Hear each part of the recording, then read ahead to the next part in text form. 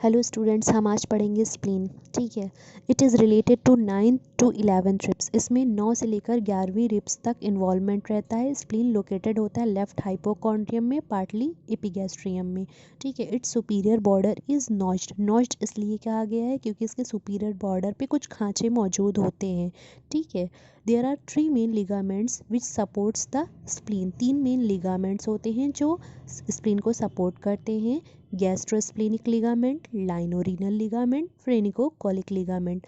लाइनोरीनल ligament जो spleen को support करता है वो टेल ऑफ पैंक्रियास में भी इन्वॉल्व रहता है। ठीक है। फ्रेनिकोकोलिक ligament, it is not attached to the spleen but it supports the anterior end of spleen so prevents its downward displacement. ये जो है स्प्लीन से अटैच तो नहीं होता है लेकिन स्प्लीन के एंटीरियर एंड को सपोर्ट करता है ताकि जो है स्प्लीन का जो डाउनवर्ड डिस्प्लेसमेंट है, नीचे की तरफ आकर डिस्प्लेस हो जाना, यानी कि जो उसकी पोजीशन है उसमें किसी भी तरह का चेंज ना आ पाए। चेंजेस से, डाउनवर्ड डिस्प्लेसमेंट से यानी चेंजेस से, खिसकने से उनको रोकता है। ठीक है। It is supplied by the splenic artery which is the largest branch of coeliac trunk. इसे स्प्लेनिक आर्टरी सब ब्लड सप्लाई देती है। ठीक है। जो कि लार्जेस्ट ब्रांच होती है सीलियक ट्रंक की। Spleen is normally not palpable and it becomes palpable when it is twice its size. Spleen normally palpable नहीं होता है, यानी कि उसको छूकर महसूस नहीं किया जा सकता है। महसूस कब किया जा सकता है? जब उसके साइज़ में कोई ना कोई वेरिएशन आएगा, यानी उसका साइज़ 2 गुना हो जाएगा या किसी भी तरह का वेरिएशन आएगा। यानी कि वेरिएशन कब आएगा? जब उसके अंदर कोई ना कोई डिजीज़, कोई ना कोई प्रॉब्लम होगी तो उसके साइज़ में वेरिएशन आएगा, तभी उसको पैल्पेट किया जा सकता है। ठीक है। Spleen normally not palpable but it becomes palpable when it is twice its size. Its direction of enlargement is projected towards the right iliac fossa in the direction of axis of 10th rib. जो spleen का enlargement का direction होगा वो किस तरफ होगा? Right iliac fossa की तरफ। राइट इलियक फोसा की तरफ स्प्लीन का साइज जो होगा वो बढ़ेगा।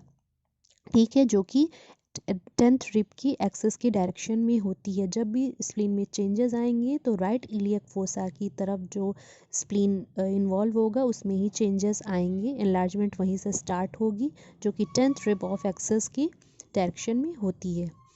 Spleen is related to 9 to 11 ribs.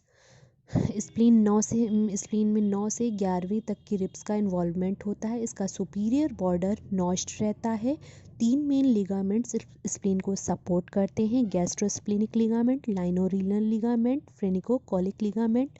लाइनोरीगल ligament contains the tail of pancreas. Pancreas की टेल भी इन्वॉल्व करती है इसमें।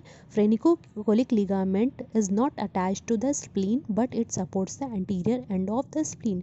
ये जो है स्प्लीन से अटैच नहीं होता है लेकिन स्प्लीन के एंटीरियर एंड को सपोर्ट करता है ताकि उसे डाउनवर्ड डिस्प्लेसमेंट यानी अपनी पोजीशन से नीचे की तरफ हिलने से उसे बचा सके, रोक सके। It is supplied by the splenic artery. इसे स्प्लेनिक आर्टरी के द्वारा ब्लड सप्लाई मिलती है जो कि लार्जेस्ट ब्रांच होती है सीलियक ट्रंक की।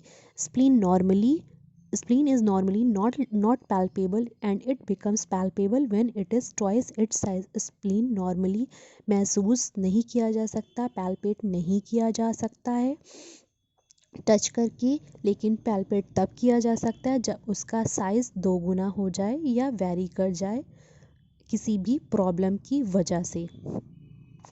Its direction of enlargement is projected towards the right iliac fossa in the direction of axis of 10th rib.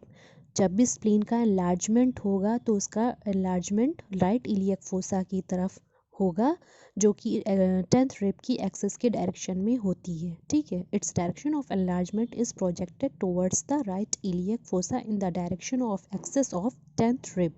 So this was all spleen from turning point.